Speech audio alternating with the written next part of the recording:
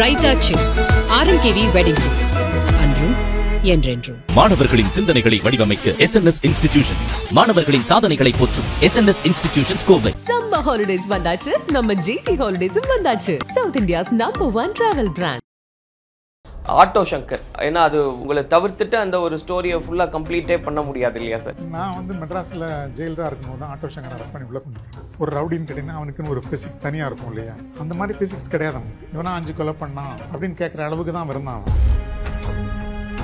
ஜென்ரலாக வந்து பார்த்தீங்கன்னா ரவுடி பசங்களாம் அப்படி வரமாட்டாங்க, நெஞ்சு நிமிக்கு தான் வருவாங்க, உள்ள வருவாங்க. பட் இவன் அப்படி வரல, இவன் ரொம்ப பயந்து தான் வரான். இல்லை, அவ்வளோ சீரியல் கில்லராக அறியப்பட்ட ஆட்டோ சங்கர் பயந்துட்டு தான் இல்லை. அது வந்து எப்படின்னு கேட்டிங்கன்னாங்க, நான் சொல்கிறேன், இது வந்து பத்திரிகைகளும் மீடியாவும் அவனை அவ்வளோ பெருசு பண்ணி எக்ஸாசரேட் பண்ணுறாங்க, ரொம்ப பண்ணிட்டாங்க. அப்படியெல்லாம் வந்து ஒரு பெரிய இது கிடையாது. அவன் பெரிய ரவுடியெல்லாம் கிடையாது. இப்போ ரவுடிங்கெல்லாம் பார்த்தீங்கன்னா ரோடு மேலே போய் வெட்டுறான் பாருங்க, அவன்லாம் உண்மையாலுமே ரவுடி தான். பட் இவன்லாம் அந்த மாதிரி போய் வெட்டலையே.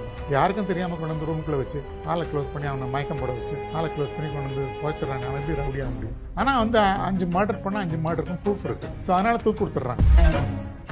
பெரிய எதிர்பார்ப்பு இருந்தது இல்லையா சார்? கருணை மனு வந்து ஏற்றுக்குவாங்க அப்படின்னு, அது நிராகரிக்கப்பட்டது அப்படின்னு சொன்னப்போ ஆட்டோ சங்கருடைய மனநிலை தூக்கு தண்டனை வந்து ரொம்ப இல்லாத நேரங்கள் இது. 9 கொலை பண்ணான் ஜெயபிரகாஷ், அவனையே ஒன்றும் செய்யல, நம்ம 5 தானே பண்ணியிருக்கிறோம், ஸோ அவனையே ரிலீஸ் பண்ணிட்டாங்க, நம்மள என்ன பண்ணிட போகிறாங்க அப்படின்ற மாதிரி அவன் தூக்குக்கு தயாராக இல்லை. ஸோ அன்னைக்கு தூக்கு தண்டனை வந்து டேட் ஃபிக்ஸ் பண்ணி நிறைவேற்ற வேண்டிய நாளும் வந்துருச்சு உங்களுக்கு. அந்த நாள் அவன் கூட இருந்தாங்க கொஞ்சம் நாள். தெரியும், மறுபடியும் திருப்பியும் எதுவும் யோசனை பண்ண வேணாம் அப்படின்னு சொல்லி அவனை கூப்பிட்டு, பொண்ணுக்கு லெட்டர் எழுதுன்னு சொன்னல, ஒரு லெட்டர் என்ன எழுதுனீங்க, கொடுங்க சார் ஒரு லெட்டர் கொடுங்க சார். லெட்டர் வாங்கினா பொண்ணுக்கு ஒரு லெட்டர் எழுதணும். கை கொடுங்க சார். நான் கை கொடுத்தோம், ஒரு முத்தம் கொடுத்தான் என்னுடைய கைக்கு. ஏன்னு கேட்டீங்கன்னா என்கிட்ட ரொம்ப காலமாக அவன் கூட பழகிட்டு இருக்கிறான். அதனால வந்து அவனுக்கு வந்து என்ன நினைச்சானு தெரியல. ஸோ ஒரு முத்தம் கொடுத்தான், கடைசி முத்தம். ஆமாம், கடைசி முத்தம், அவ்வளோதான்.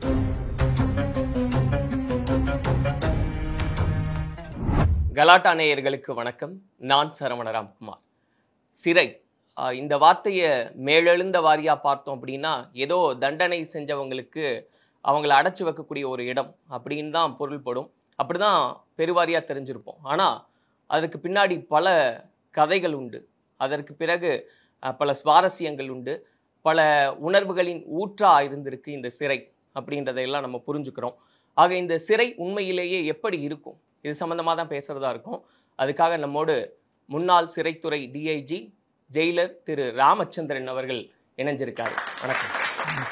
ரொம்ப மகிழ்ச்சி முதல்ல இந்த நிகழ்ச்சிக்கு ஒப்புக்கிட்டு வருகை தந்ததுக்கு. ஏன்னா எங்களுக்கெல்லாம் ஜெயில் அப்படின்னு சொன்ன உடனே ஓரளவுக்கு இன்னைக்கு ஜெயில் எப்படி இருக்கும் அப்படின்னு தெரியறதுக்கு காரணம் நீங்கள் ஒருத்தர் தான். அந்த அத்தனை கிரெடிட்ஸுமே உங்களுக்கு தான் சேரும். ஆக இன்னும் அந்த சிறை குறித்து பல விஷயங்களை பேசலான்றது தான் இதனுடைய நோக்கம். அதுக்கு வருகை தந்ததுக்கு எங்களுடைய நன்றிகளை தெரியப்படுத்திக்கிறோம். நம்ம இந்த குறிப்பிட்ட மனிதர்கள் பற்றியெல்லாம் நம்ம பேசலாம் சார். நிறைய பேர் உங்ககிட்ட கேள்வி கேட்கறதுக்கு ஆவலாக இருக்காங்க.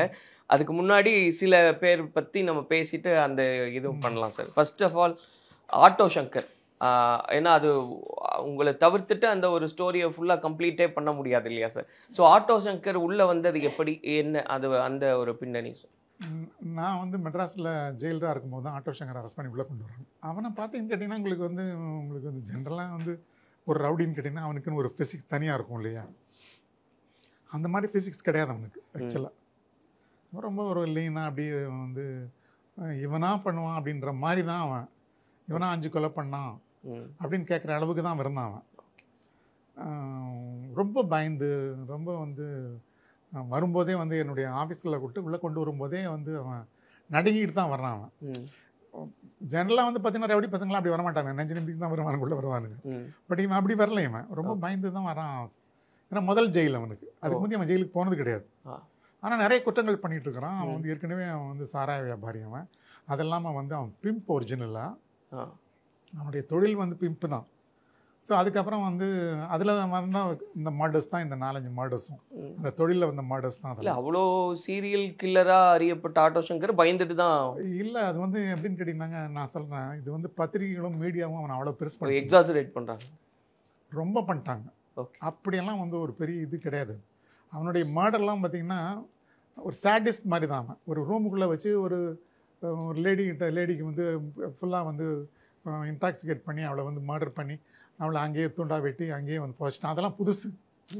மர்டர் பண்ணுவாங்க, எங்கேயோ தூக்கி கொண்டு போய் போட்டுருவாங்க. இவன் என்ன பண்ணான்னு கேட்டிங்கன்னா புத்திசாலித்தனமாக எல்லாத்தையும் அதே இடத்துல அந்த வீட்டுக்குள்ளேயே வந்து தோண்டி போச்சுட்டான். அதுதான் வந்து ஒரு யூனிக் திங் அது. ஓகே. ஸோ அது வந்து கண்டுபிடிக்கும் போது உங்களுக்கு வந்து ஒரு பயங்கரமாக தெரிஞ்சிச்சு அவ்வளோதான். அப்படின்னு தவிர பட் இவன் பெரிய ரவுடி, இவன் ஸ்ட்ரீட்டில் போய் சண்டை போட்டான், கத்தி எடுத்தான், அவனை குத்தினான், இவனை குத்தினான், இவனை வெட்டினான், அவனை வெட்டினான், அப்படிலாம் ஒன்றும் கிடையாது ஆட்டோ சங்கரை பற்றி. அப்போ ஆட்டோ சங்கர் மர்டர் பண்ணுறது அப்படின்றது எப்படி இருக்கும் சார்? அதுதான் சொல்கிறேன். அந்த மர்டர் எப்படின்னு கேட்டிங்கன்னா, அவன் மர்டர் பண்ணதெல்லாம் லேடிஸ் தான் மர்டர் பண்ணியிருக்காங்க. அந்த இவங்க கிட்ட வர்ற அந்த ப்ராஸ்டியூட்ஸ் இருக்காங்க பார்த்தீங்களா, அந்த ப்ராஸ்டியூட்ஸ் தான் இவன் வந்து முதல்ல வந்து கொலை பண்ணுறான். அவன் வந்து இவன் கூட வந்து ரொம்ப க்ளோஸாக இருந்தால் அவன் வேற ஒருத்தங்க கூட இன்டிமேசி ஆனோடனே அவனுக்கு வந்து கோபம் வருது, அவளை வந்து மர்டர் பண்ணுறான். First murder. ஓகே. அப்போ வந்து என்ன பண்ணுறான், அவன் வந்து வெட்டி அங்கே வந்து அந்த கீழே தோண்டி போச்சிடுறான் அதை. அப்புறம் இன்னொரு மர்டர், அது வந்து தெரிஞ்ச உடனே வேற ஒருத்தனுக்கு தெரிஞ்ச உடனே அவனை பிடிச்சி அவனும் மர்டர் பண்ணிடுறானுங்க. பண்ணி மறுபடியும் திருப்பி அவனை வந்து கொண்டு போய் அவனை அங்கேயே பற்ற வச்சு எரித்து கொண்டு போய் சாம்பலை கொண்டு போய் கடலில் கரைச்சிட்றானுங்க. இப்படி இந்த மர்டர் முழுசும் பார்த்தீங்கன்னு கேட்டிங்கன்னா எல்லாம் வந்து ஒரு கொலை செய்யப்பட்டவனுக்கு தான் கொலை செய்யப்பட்டவனு தெரியாமே செத்து போனவனுங்க. ஓகே. ஆனால் வந்து 5 மர்டர் பண்ணால் 5 மர்டருக்கும் ப்ரூஃப் இருக்குது. ஓகே. ஏன்னா அதுக்குரிய விட்னஸ் இருக்குது, அதுக்குரிய பாடி கிடைக்குது எல்லாத்துக்குமே. அதனுடைய என்னென்ன உங்களுக்கு வந்து சயின்டிஃபிக்காக வந்து ப்ரூவ் பண்ண வேண்டியிருக்கோ அதுக்குரிய எல்லா எவிடன்ஸும் கிடைச்சிருது உங்களுக்கு. அதனால் அவனுக்கு தூக்கு கொடுத்துட்றாங்க. அப்புறம் வந்து உங்களுக்கு வந்து இந்த மர்டர்லாம் பார்த்திங்கன்னா உங்களுக்கு வந்து இந்த மர்டர் அகெயின்ஸ்ட் த லேடிஸ் தானே, விமன் வந்து அகெயின்ஸ்ட் த விமன்னால உங்களுக்கு வந்து அது ஹீனஸ் கிரைமில் வந்துடும் அது. ஓகே. ஸோ அதனால் தூக்கு கொடுத்துட்றாங்க. அதனால் அவனால் தப்பிக்க முடியல, அவ்வளோதான். ஸோ என்ன உரையாடலாம் நடந்திருக்கு சார் உங்களுக்கும் ஆட்டோ சங்கர்? ஜெயிலுக்குள்ளே வந்து உங்களுக்கு வந்து ஒரு 7-8 வருஷம் எங்களோட இருந்தான். பட் எல்லா இடங்கள்லையுமே அவன் எங்கிட்ட இருக்கான்னு வச்சுக்கங்களேன். அதாவது வந்து நான் வந்து மெட்ராஸில் இருக்கும்போது எங்கிட்ட அவன் வரான். அதுக்கப்புறம் மறுபடியும் திருப்பி அவனை சேலம் ட்ரான்ஸ்ஃபர் பண்ணுறாங்க. கன்விஷன் ஆனோடனே அவனுக்கு சேலம் வரான். சேலத்துலேயும் நாங்கள் வந்து அடிஷனல் சூப்பரண்டாக இருந்தேன் நான். அப்போ அங்கே வந்துடுறான் அவன். சேலத்தில் தான் அவனை தூக்கு போட்டாங்க அவனுக்கு. ஸோ உரையாடல்கள் என்னென்னு கேட்டிங்கன்னா ஜென்ரலாக வந்து நாங்கள் வந்து அவங்ககிட்டலாம் ஜாஸ்தி பேச மாட்டோம். ஆனால் பக்குவப்படுத்துறதுக்கு நீங்கள் நிறைய இனிஷியேட் பண்ணீங்க அப்படின்றதெல்லாம். அவன் வந்து உள்ளே வந்ததுக்கப்புறம் வந்து கொஞ்சம் பைபிள்லாம் படிக்க ஆரம்பித்தான், கொஞ்சம் வந்து காமாக தான் இருந்தான். பட் அவன் வந்து நீங்கள் சொல்கிற மாதிரி வந்து பெரிய ஒரு ரவுடியெல்லாம் கிடையாது. ஓகே. ஒரு நார்மல் பர்சன். அவன் ஆனால் திங்க் பண்ணும்போது அவன் வேறு மாதிரி திங்க் பண்ணிட்டான், ஒரு சைக்கோ மாதிரி திங்க் பண்ணி அவன் அந்த மர்டர் பண்ணிட்டானே தவிர அவன் பெரிய ரவுடியெல்லாம் கிடையாது. இப்போ ரவுடிங்கெல்லாம் பார்த்தீங்கன்னா ரோடு மேலே போய் வெட்டுறான் பாருங்கள், அவன்லாம் உண்மையாலுமே ரவுடி தான். அவன் வந்து அங்கே ஃபேஸ் பண்ணுறான் அங்கே ஆளை, அங்கே வந்து போய் வெட்டுறான். அவன் 4 பேர் இருக்கும்போது பப்ளிக் அத்தனை பேர் இருக்கும்போது வெட்டுறான் அவன். பட் இவன்லாம் அந்த மாதிரி போய் வெட்டலையே. அவன் யாருக்கும் தெரியாமல் கொண்டு வந்து ரூமுக்குள்ளே வச்சு ஆளை க்ளோஸ் பண்ணி அவனை மயக்கம் போட வச்சு ஆளை க்ளோஸ் பண்ணி கொண்டு வந்து போச்சிட்றான். அவன் எப்படி ரவுடியாக முடியும்? அவன் ரவுடின்லாம் நாங்கள் ஒத்துக்க மாட்டோம். நம்ம ஆனால் அந்த கருணை மனுவுக்காக காத்திருந்த சமயத்தில் அது இல்லை. அவன் வந்து என்னன்னு கேட்டிங்கன்னா உங்களுக்கு வந்து அவனுக்கு வந்து நிறைய வந்து மீடியா சப்போர்ட் கிடைச்சது அவனுக்கு. ஓகே. மீடியா வந்து அவனை ரொம்ப தூக்கி விட்டான், பெரிய சீரியல் கில்லர், அவன் அப்படியாக்கும் இப்படியாக்கும் அதுவாக்கும் எல்லாம் சொல்லி உங்களுக்கு அதில் வந்து கொஞ்சம் பிரபலம் அடைஞ்சிட்டான். ஓகே. அந்த சமயத்துலேயே அது பரபரப்பான. ஆமாம், பரபரப்பாக இருந்துச்சு அது உங்களுக்கு. அதில் வந்து உங்களுக்கு வந்து சில மீடியானுடைய ரிப்போர்ட்டர்ஸ் வந்து ஜெயிலுக்குள்ளே வந்து பிரிசனராகவே வந்து அவனை வந்து இன்டர்வியூ பார்க்கணும், அவன் என்ன பண்ணியிருக்கான் என்னன்னு கேட்டிங்கன்னா அவனுக்கு வந்து கொஞ்சம் வந்து பெரிய இடங்களில் ஒரு தொடர்பு இருந்துச்சு. ஸோ பெரிய பெரிய ஆளுங்க வந்து அவனுக்கு வந்து தொடர்பு. ஏன்னா அவனுடைய வியாபாரம் இது தானே, பிம்பு தானே, அவன் ப்ராஸ்டியூஷன் தானே அவன் பண்ணிட்டு இருக்கிறான் அவன். ஆனால் இந்த சப்ளை அண்ட் சர்வீஸ் அதில் இந்த மாதிரி பெரிய ஆட்களுக்கு வந்து சப்ளை அண்ட் சர்வீஸ்லாம் அவங்களோட சேர்ந்து கொஞ்சம் வந்து ஃபெமிலியர் ஆகிடுறான் அவன். ஓகே. அப்போ அவன் வந்து அவன் வந்து கொஞ்சம் பெரிய ஆளாகிடுறான் அவங்களுக்கு. அப்படி தான். ஓகே. ஜெயிலுக்குள்ளேயே வந்து இன்டர்வியூலாம் எடுத்திருக்காங்க. ஆமாம் வந்தாங்க. பட் அதில் இன்டர்வியூலாம் எடுக்க முடியாது. ஓகே. வந்தாங்க, ட்ரை பண்ணாங்க. என்ன பண்ணுவாங்கன்னு கேட்டால் ப்ரெஸ் உள்ள சும்மா வந்து ஒரு சந்தேக போலீஸ்காரங்கிட்ட சொல்லி உள்ளே வந்து அவன்கிட்ட போகிறக்கு முயற்சி பண்ணுவாங்க. அவன் பக்கத்தில் போக முடியாது. கேட்டால் அவன் சென்சிட்டிவ் பிரச்சனைனால நாங்கள் அவனை தனியாக வச்சுருவோம், யாரும் போய் பக்கத்துலலாம் அணுக முடியாது.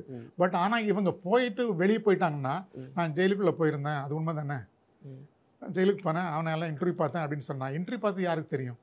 ஜெயிலுக்குள்ளே போனது தெரியும். ஏன்னு கேட்டால் அவனுக்கு வாரண்ட் இருக்குது, அவன் அட்மிஷன் ஆகிருக்கான். ஸோ இவர் ஜெயிலுக்கு உள்ளே போயிருக்காரு. திருப்பி வந்தோடனே அவர் என்ன வேணால் எழுதலாமே ஸ்டோரிஸ். ஓகே. இல்லை, சில பத்திரிகையாளர்கள் சொல்ல கேட்டிருக்கேன் சார், ஆட்டோ சங்கரை கூட்டிகிட்டு வரும்போது ஒரு நோட் பேப்பரில் எழுதி வீசுவாங்க, அதை எடுத்து நாங்கள் பிரசரிப்போம் அப்படின்லாம் சொன்னாங்க. இல்லை, அவன் என்ன பண்ணுவான்னு கேட்டிங்கன்னா கோர்ட்டுக்கு சும்மாவது போகிறான் இல்லைங்களா, ஜெயிலுக்குள்ளே போகும்போது ஏதாவது ஜெயிலில் என்ன ஆகிடுச்சான் அவனை அவன்கிட்ட இது சின்ன அவன் ஏதாவது அவனுடைய காரியங்கள் எதாவது இருந்ததுன்னு கேட்டிங்கன்னா அவன் வந்து அந்த ரிப்போர்ட்டர்ஸ்க்கு வேணுன்ட்டு பத்திரிகையில் வரணுன்றதுக்காக அது ஒரு சென்சேஷனில் போட்டு வைப்பான். இதை அதை ஆகட்டும் அப்படின்னு அதெல்லாம் நடந்தது. அதெல்லாம் வந்து கோர்ட்டுக்கு பண்ணியிருந்திருப்பாங்க, எனக்கு இல்லைன்னா சொல்லிட முடியாது. ஒரு பெரிய எதிர்பார்ப்பு இருந்தது இல்லையா சார், கருணை மனு வந்து ஏத்துக்குவாங்க அப்படின்னு. அது நிராகரிக்கப்பட்டது அப்படின்னு சொன்னப்போ ஆட்டோ சங்கரோடைய மனநிலை என்ன? ஆமாம், அது என்ன அப்படின்னு கேட்டிங்கன்னா, அப்போ வந்து உங்களுக்கு வந்து தூக்கு தண்டனை, நான் தான் சொன்னேன் பார்த்துங்க, தூக்கு தண்டனை வந்து ரொம்ப இல்லாத நேரங்கள் அது. யாருக்குமே தூக்கு தண்டனை கொடுக்கல அவங்க. அப்போ வந்து அதனால வந்து இவனையும் அவனை ரிலீஸ் பண்ணிவிடுவாங்க அப்படின்னு சொல்லிட்டு அவன் ரொம்ப எதிர்பார்த்தான். ஏற்கனவே ஒரு 2-3 தடவை அந்த மாதிரி தான் வந்து அவனுக்கு வந்து சுப்ரீம் கோர்ட் வரைக்கும் கன்ஃபார்ம் ஆனதுக்கு அப்புறமும் அது மறுபடியும் ஒரு ஸ்டே, வேறு ஏதோ ஒரு காரணங்களை வச்சு ஒரு ஸ்டே வாங்கி, ப்ரெஸ் கொஞ்சம் அவனுக்கு வந்து சப்போர்ட் ஆனதுனால அவன் ப்ரெஸ் மூலியமாக வந்து மறுபடியும் திருப்பியும் பெரிய வக்கீல்களை வச்சு அவங்க வந்து மறுபடியும் திருப்பியும் அதுக்கு வந்து வேறு ஏதாவது ஒரு காரணங்களை சொல்லி ஸ்டே வாங்கி அது 1 or 2 டைம்ஸ் வந்து தூக்கு வந்து தள்ளி போயிருக்கு.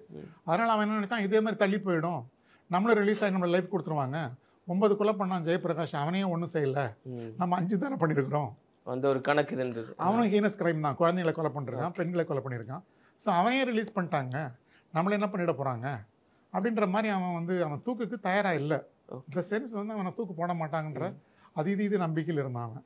ஸோ அன்னைக்கு தூக்கு தண்டனை வந்து டேட் ஃபிக்ஸ் பண்ணி நிறைவேற்ற வேண்டிய நாளும் வந்துருச்சு உங்களுக்கு. ஓகே, அந்த நாள் அவன் கூட இருந்தேன் கொஞ்சம், நான் அவன் கூட என் கிட்டே அன்றைக்கி சார் அதனுடைய இன்சார்ஜ் அப்படின்றனால வந்து இவன் நைட்டில் வந்து எதுவும் பண்ணிக்கக்கூடாது, சப்போஸ் எதாவது இன்ஃப்ளிக்ட் பண்ணி நாளைக்கு ஒரு ரசபாசம் பண்ணிட்டான்னு வச்சுங்க, அது வந்து எங்களை வந்து இவன் வந்து எதாவது பண்ணிட்டானா அவங்களை தூக்கு போடக்கூடாது அப்படிலாம் ஒன்றும் கிடையாது. இதெல்லாம் அப்படியே இல்லை இல்லையா? அப்படிலாம் ஒன்றும் கிடையாது, அதெல்லாம் சினிமாவில் தான் இருக்குது. அந்த காயப்பட்டா அதெல்லாம் ஒன்றும் கிடையாது. பட் அந்த சிச்சுவேஷன் அவன் வந்து கொஞ்சம் வந்து இது பண்ணலாம், ஒரு ரசபாசம் ஆக்கலாம். அது ஓகே, எங்களை ஒரு பேனிக் பண்ணலாம், எங்களை வந்து எங்களுடைய அந்த ஆக்டிவிட்டீஸை கொஞ்சம் நேரம் டிலே பண்ணலாம், அப்படி தான் செய்ய முடியுமே தவிர. அதனால் என்ன பண்ணோன்னு கேட்டிங்கன்னா, நாங்கள் வந்து அவனை வந்து ரொம்ப வந்து கேர்ஃபுல்லாகவே வந்து பார்த்துக்கிட்டு இருந்தோம். அன்றைக்கி நைட்லாம் கொஞ்சம் ஜென்ரலாக அப்படிலாம் உட்காந்து எல்லாம் பேசிட்டுலாம் இருக்க மாட்டோம் நாங்கள், வார்டர்ஸ் மட்டும்தான் அங்கே கார்டில் இருப்பாங்க. பட் அன்றைக்கி இவன் ஒரு சென்சிட்டிவ் பிரச்சனைன்றனாலையும் அது மட்டும் இல்லாமல் வந்து இவனை வந்து நிறைய ப்ரெஸ் வாட்ச் பண்ணிகிட்டு இருக்காங்க, த்ரூ அவுட் இந்தியா இவனுடைய ஹேங்கிங்கை வாட்ச் பண்ணுறாங்க. ஸோ சில வந்து டிவி வந்து இவனுடைய ஹேங்கிங் எடுக்கணும் அப்படின்னு கூட எங்கள்கிட்ட கேட்டுக்கிட்டாங்க, அதை வந்து நாங்கள் வந்து படமாக்கணும்னு கூட கேட்டுக்கிட்டாங்க. அது இப்போ அதுக்கெல்லாம் ப்ரொவிஷன் இல்லைன்னு சொல்லி எங்கள் டிஜிபி சொன்ன உடனே நீங்கள் பரவாயில்ல நாங்கள் பார்த்துக்கணும் அப்படின்னு சொல்லி அவங்க வந்து அந்த மாதிரி ஒரு சேலஞ்ச் பண்ணுற மாதிரி அந்த டிவி ஆட்கள் வந்து டிஜிகிட்டே சேலஞ்ச் பண்ணுற மாதிரிலாம் கூட பேசியிருந்தாங்க தூக்கு முதல் நாள். அதனால் இது வந்து எங்கிருந்தாலும் பணம் பிடிச்சிருவாங்களா, அதனால் நீங்கள் இது ஏதோ வேறு ஏதாவது நடக்குமா, இதில் காலையில் வந்து சரியான முறையில் தூக்கு மாட்டலன்னு வச்சுக்கோங்க, அது வந்து எங்களுக்கு பெரிய ஒரு இழுக்கு தானே அது. அதனால் வந்து கொஞ்சம் கேர்ஃபுல்லாக இருங்க அப்படின்னு சொல்லி எங்களுக்கு வந்து இன்ஸ்ட்ரக்ஷன் வந்துச்சு. அதனால் நாங்கள் அவங்க கூட இருந்தோம். ஓகே, அது அந்த கடைசி நிமிஷங்கள் எப்படி இருந்தது சார்? என்ன டைம் ஃபிக்ஸ் பண்ணது எக்ஸாக்டாக? அந்த டைம் வந்து நாங்கள் ஃபிக்ஸ் பண்ணுறது தான் 5 மணிக்கு மேலே. நாங்கள் அது என்னன்னு கேட்டிங்கன்னா 5 மணிக்கு மேலே 6 மணிக்குள்ளே தூக்கு போட்டுருவோம். ஓகே, காரணம் என்னன்னு கேட்டிங்கன்னா 6 மணிக்கு ஜெயிலை ஓப்பன் பண்ணிவிடுவோம், மொத்தம் எல்லா பிரசன்ஸும் வெளியே வந்துடுவாங்க. ஸோ அப்போ ஏதோ ஒரு கமோஷன் வந்துச்சுன்னு வச்சுக்கோங்க, வி கேனாட் ஹேண்டில் இட். அவன் ரொம்ப ஒரு ப்ராமினெண்ட்டான ஃபிகர், அவனை வந்து எல்லாரும் பிரிசனர்ஸ்லாம் லைக் பண்ணி அவனை தூக்கு போடக்கூடாதுன்னு சொல்லி எல்லாம் ஒரு பெரிய கொடி தூக்கிட்டு வந்து அங்கே நின்று இந்த தூக்கு போடுற இடத்துல வந்து தகராறு பண்ணாங்க அப்படின்னு சொன்னால் ஒரு 9 மணிக்கு 10 மணிக்கு பண்ணுறோன்னு வச்சுங்க, திடீர்னு எல்லாம் சேர்ந்து கூட்டமாக வந்து கேலோஸ் மூவ்மெண்ட்டாங்கன்னு வச்சுங்க, ஒரு கட் பண்ணி தான் அதெல்லாம். ஸோ அந்த மாதிரியெல்லாம் இருக்கக்கூடாதுன்னு அவாய்ட் பண்ணுறதுக்காக பிரிசனர்ஸ் எல்லாமே லாக்அப் பண்ணி இருக்கிற நேரத்தில் அவங்கள திறந்து விடுறதுக்கு முந்து நாங்கள் வந்து அதை வந்து தூக்கில் மாட்டிடுவோம். அது ஒரு 5 மணிக்கு மேலே நாங்கள் அந்த ப்ராசஸ் ஆரம்பிச்சிடும், ஒரு 1/2 hour 5-5:30 அது முடிஞ்சிடும் உங்களுக்கு.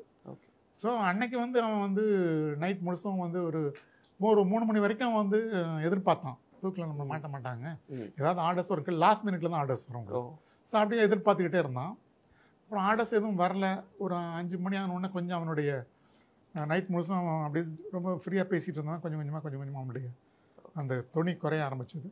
அவனுக்கு தெரிஞ்சு போச்சு இனிமேல் ஒன்றும் இல்லை, நம்ம போக தான் வேணும் அப்படின்னு சொல்லி. சரி, ஒரு மாதிரி அப்படியே கொஞ்சம் வந்து அந்த ஒரு சோகத்தின் ஒரு மூடுக்கு வந்துட்டான் அவன். அது வரைக்கும் ரொம்ப கலகலப்பாக இருந்தான் அவன். அதுக்கு முன்னாடி நல்லா ஜாலியாக இருந்தான். ஒரு தூக்கு மாட்டிக்கு போகிற கைதி மாதிரி இல்லை அவன். அவன் நிறைய கதைகள்லாம் பேசிக்கிட்டு நான் அதை பண்ணேன் இதை பண்ணேன் இப்படி பண்ணேன் இதெல்லாம் சொல்லிக்கிட்டே இருந்தான் அவன். விடிய கதை கேட்கணும்ல அவங்ககிட்ட, ஒவ்வொருத்தரை பற்றியும் சொல்லிகிட்டு இருப்பான். இந்த கதையெல்லாம் கேட்டுக்கிட்டு இருப்பான். ஏன்னு கேட்டால் அவன் போகிறான் அப்படின்றதுனால அவனும் எதை வேணாலும் சொல்லிட்டு இருக்கலாம்ல. அவன் சொல்லிகிட்டே இருந்தால் நாங்கள் கேட்டுக்கிட்டே இருந்தோம் சும்மா. ஏன்னு கேட்டால் எங்களுக்கும் டைம் போகணும், காலைல வெடியணும், எங்களுக்கு வெடியிருக்கும் போது இவன் தூக்கில் போடணும். ஸோ எங்களுக்கும் டைம் போகணும் இல்லையா. ஸோ கதை சொல்கிறான்னு கதை சொல்லுவான், அதெல்லாம் கேட்டுக்கிட்டு இருந்தோம். அப்புறம் ஒரு 5 மணிக்கு அவனுடைய இது வாய்ஸ் கம்மியானோடனே சரி இவன் மறுபடியும் திருப்பியும் எதுவும் யோசனை பண்ண வேணாம் அப்படின்னு சொல்லி அவனை கூப்பிட்டு, அவன் பொண்ணுக்கு லெட்டர் எழுதுன்னு சொன்னல, ஒரு லெட்டர் என்ன எழுதுனா எழுதுனீங்க ஏதாவது கொடுங்க சார், ஒரு லெட்டர் கொடுங்க சார். அவன் லெட்டர் வாங்கினா அவன் பொண்ணுக்கு ஒரு லெட்டர் எழுதுனான். இதெல்லாம் வந்து நீ அப்படி ஆகணும் இப்படி ஆகணும், நம்ம அப்பா தப்பு பண்ணிட்டேன் அப்படின்னா அதெல்லாம் அந்த மாதிரி தான் ரொம்ப ரிப்பன் பண்ணி நான் வந்து தூக்குக்கு உரியவன் தான், நான் வந்து போக வேண்டியிருந்தவன் தான், அதனால் என்னை பற்றி நீங்கள் கவலைப்படாதீங்க, நீங்கள்லாம் பெரிய ஆள் ஆகணும் அப்படின்ற மாதிரி ஒரு கடிதத்தை எழுதினான். எழுதி கொடுத்தான். அதுக்கப்புறம் வந்து சரி போகலாம் சார், அவ்வளோதான், கடிதம் எழுதி முடிச்சுன்னு போகலாம். அவனே கூப்பிடலாம். அவன் போனான். குளிக்கணுன்னா குளிச்சுட்டு வரையானா, என்ன சார் குளிக்கிறது, ஒன்றும் கிடையாது. ஒரு காஃபியை கொடுத்தான், காஃபியை குடித்தான். வந்தானே போகலாம் சார்னா. சரி நம்ம பெல்ட்டை தூக்கி பின்னால் கட்டணும், பெரிய மாட்டணும், கொண்டு போய் நேராக தூக்கில் ஹேங்கிங்கில் போட்டு வந்துட்டோம் நாங்கள். அவ்வளோதான். கடைசியாக சொன்ன மெசேஜ் அந்த மாதிரி அது வந்து ஆக்சுவலாக நாங்கள் கேட்போம். அதாவது வந்து அந்த தூக்கு மேடைக்கு உள்ளே போகிறதுக்கு முந்தி ஜெயில் சூப்ரண்ட் வந்து அந்த வாரண்ட்டை படிப்பார் அவர். ஓகே, இந்த மாதிரி வந்து நீ வந்து இத்தனை கொலை பண்ணியிருக்கிற, உனக்கு வந்து தூக்கு தண்டனை கொடுத்துருக்காங்க இந்த செஷன்ஸ் நீதிமன்றம் செங்கல்பட்டில் உனக்கு தூக்கு தண்டனை கொடுத்தாங்க. நீ வந்து ஹைகோர்ட்டில் வந்து நீ அதை அப்பீல் பண்ணி, அப்பீல் உனக்கு டிஸ்மிஸ் ஆகிடுச்சு. அதுக்கப்புறம் மறுபடியும் திருப்பியும் சுப்ரீம் கோர்ட் அப்பீல் போனேன், அதுவும் டிஸ்மிஸ் ஆகிடுச்சு. கவர்னருக்கு மெர்சி போனேன், அது டிஸ்மிஸ் ஆகிடுச்சு. பிரசிடெண்ட்டுக்கு மெர்சிக்கு போனேன், அதுவும் டிஸ்மிஸ் ஆகிடுச்சு. ஸோ எல்லாமே டிஸ்மிஸ் ஆகிடுச்சு. உனக்கு வந்து தூக்கு தண்டனை நிறைவேற்ற சொல்லி எனக்கு பிளாக் வாரண்ட் வந்திருக்குது. நான் இப்போ வந்து உனக்கு தூக்கு தண்டனை நிறைவேற்ற போகிறேன். ஏதாவது நீ சொல்லணும்னா சொல்லலாம். ஓகே, இந்த கடைசி ஆசை என்ன, அதெல்லாம் உனக்கு கடைசி ஆசையெல்லாம் உனக்கு அதான் அங்கே இல்லை, அது கேட்கறது அதெல்லாம் ஒன்றும் இல்லை. அப்படி வழக்கம் ஒன்று உண்டா? கடைசி ஆசைன்னெல்லாம் கேட்க மாட்டோம். ஆமாம், கடைசி ஆசைன்னு ஏதாவது சொன்னால் நம்ம செய்ய முடியுமா என்ன? ஓகே, உனக்கு எதாவது சொல்ல வேண்டி இருக்கா, கொஸ்டின் பாருங்க. அப்படிதான். ஓகே, நீ எதாவது சொல்லணுமா அப்படின்னு சொன்னால் அவன் என்ன சொல்லுவான்னு கேட்டால், சார் எனக்கு வந்து என்னுடைய இந்த பூமி அங்கே இருக்குது, அதை அவங்களுக்கு கொடுக்க சொல்லணும் சார், இல்லை இந்த மாதிரி அவங்கள்ட்ட ஒரு லெட்டர் எழுதிருக்கு சார், அதை ஹேண்ட் அவுட் பண்ண சொல்லணும் சார். ஏதாவது சின்ன சின்ன சமாச்சாரங்கள் ஏதாவது அவனுக்கு வந்து அந்த நேரத்தில் ஏதாவது தோணுச்சுன்னா அதை சொல்லுவான். இல்லைன்னு கேட்டால் என் பொண்ணை படிக்க வைக்க சொல்லுங்கள் சார். அது மாதிரி சின்ன சின்ன சமாச்சாரங்கள். அப்படி ஆட்டோ சங்கர் சொன்னது என்ன சார்? அப்போ இல்லை, ஒன்றும் இல்லை சார். ஓகே, எனக்கு ஒன்றும் இல்லை சார், சொல்கிறதுக்கு ஒன்றும் இல்லை. நான் வந்து இந்த கொலை பண்ணதெல்லாம் வாஸ்தவம் தான், நான் வந்து இதுக்கு உரியவன் தான், தண்டனைக்கு உரியவன் நான், தூக்கில் மாட்டிடுங்க சார் நீங்கள், அப்படி தான் சொன்னாங்க. இந்த ஒரு பயம் அது ஒன்றுமே இல்லை. இல்லை உங்களுக்கு இல்லை சார், அவனுக்கே இல்லை. ஓகே, அவனே தூக்கில் மாட்டுற போய் கேலவஸில் கொண்டு நிறுத்தி வைக்கும்போது ரொம்ப சாதாரணமாக இருந்தான். உங்களுக்கு வந்து அது ஆச்சரியமான ஒரு சமாச்சாரம் தான். அதெல்லாம் எத்தனையோ பேர் தூக்கு மேடை கொண்டு போகிறோம், போனால் அவன் ஆய்வின்னு அழுவான், அவனால் பேச முடியாது, கை காலெலாம் தோழும், கீழே விழுவான், கத்துவான், எல்லாம் செய்வானுங்க சில பேர். ஓகே, ஆனால் இவன் ஜாலியாக போனான், மேலே போனான். சார் போங்க சார், கை கொடுங்க சார். நான் கை கொடுத்தோம், ஒரு முத்தம் கொடுத்தான் என்னுடைய கைக்கு. ஏன்னு கேட்டிங்கன்னா என்கிட்ட ரொம்ப காலமாக அவன் என் கூட பழகிட்டு இருக்கிறான். அதனால் வந்து அவனுக்கு வந்து என்ன நினச்சானு தெரில. ஸோ ஒரு முத்தம் கொடுத்தான், கடைசி முத்தம். ஆமாம், கடைசி முத்தம், அவ்வளோதான்.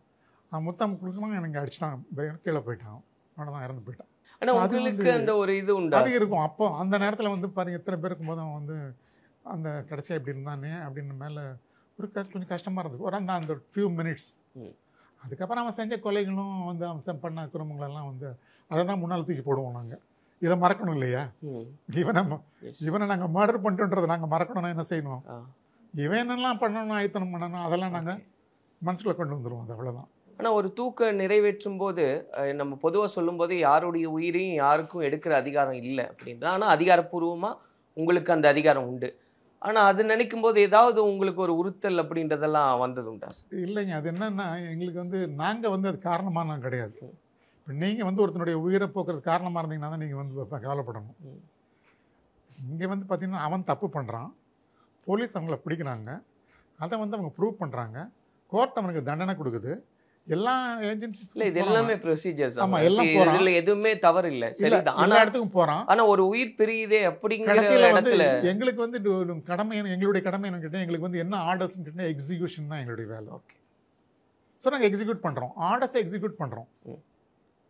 பிரசிடென்ட்டினுடைய ஆர்டரை நாங்கள் எக்ஸிக்யூட் பண்ணுறோம். நாங்கள் எங்களுக்கு எந்த விதத்தில் வந்து நாங்கள் வந்து அதில் நேரடி involvement. Okay, process, it is a process. எப்படி நீங்கள் ஒரு ஆப்ரேஷன் பண்ணுறாங்களோ, so like that a process. அவ்வளோதான், ப்ராசஸ் முடிச்சிடும், அவ்வளோதான். ஓகே, ப்ராசஸ் முடிஞ்சோம் ஒரு 1/2 மணி நேரம் அவன் தொங்கிட்டு இருப்பான்.